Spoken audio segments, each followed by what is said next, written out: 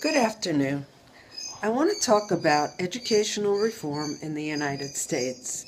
It's a topic that we're going to need a little foundation on before we start talking about reform as it applies to you and get your input on the movements in your country as well. In American education, we had a major movement in 2000, the year 2000, when President Clinton signed the Goals 2000 Act. Uh, Basically, the whole idea of the act was to promote accountability in education. This wasn't the first real go-round with accountability. When President Eisenhower back in the 50s was president, he tried to get teachers to be educated better, especially math and science teachers, and that goes along with the space race and Sputnik.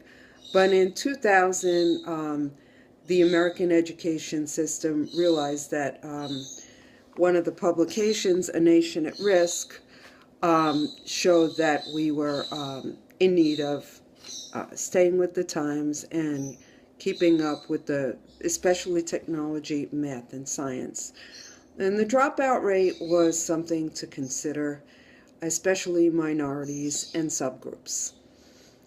Following that, we had President Bush in his No Child Left Behind Act that made schools even more accountable, looking at data and looking at test scores. And as a result, if a school did not make the standards, it could be closed.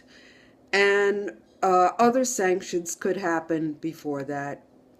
The state could come in, the school could be restructured, the principal could be removed. The public had they had the right to look at statistics, and the parents also had the right to transfer their child if the school wasn't making the grade. After-school tutoring services would be afforded to the parent for free. That was called SES tutoring, and so on. And a lot of educational leaders really had to start looking at those test scores. Now, who suffers the most? Of course, the schools that are in poverty. We know this. Time marches on, and when President Obama came in, he decided that he was going to look at the reenactment of the Secondary Education Act, and he would put his own spin on it.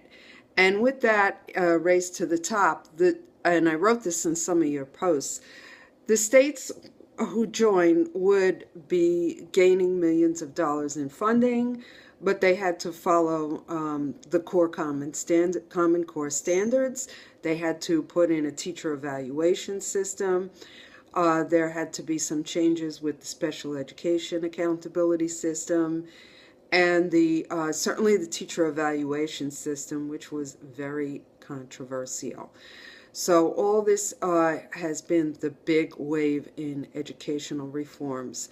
Now, most of the states signed up for this race to the top because they wanted the money. But some of the states, as you know, they control their own education, so they said, nah, not me. New York State did go for the race to the top money, and the teacher evaluation system, naturally the unions did not like that very much. The unions have been doing their own thing for a long time. So with this teacher evaluation system, there was a whole change in the tone that teachers could possibly be rated on so many domains, made everybody's head spin. Some of the concerns were that the evaluations, of course, were tied to the tests, not just teaching and learning, and the measures were very mathematical, giving certain values when you taught poverty and a certain type of children. They also, one of the reforms that is pretty positive is the early intervention, the need for early intervention in New York City. They're trying to implement that. But a lot of these reforms are very controversial, nonetheless. The Common Core standards, there were a lot of people protesting, and leaders felt very much that some of them were very much for it, but naturally there was pushback with parents, with children. The standards were supposed to give the ability to compete with other nations, especially math and science. But we will look at some more of those thoughts and have your thoughts on it as well.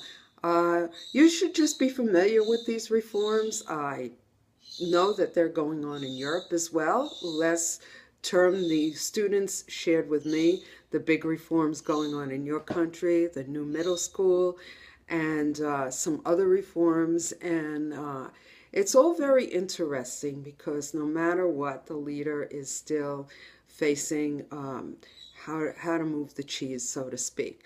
So with that, I'd like to put up some course material in Unit 2, and we will proceed from there. Some readings and some other materials. So make sure you go to course material and participate in a timely fashion. Thank you very much. Good day. Guten Tag.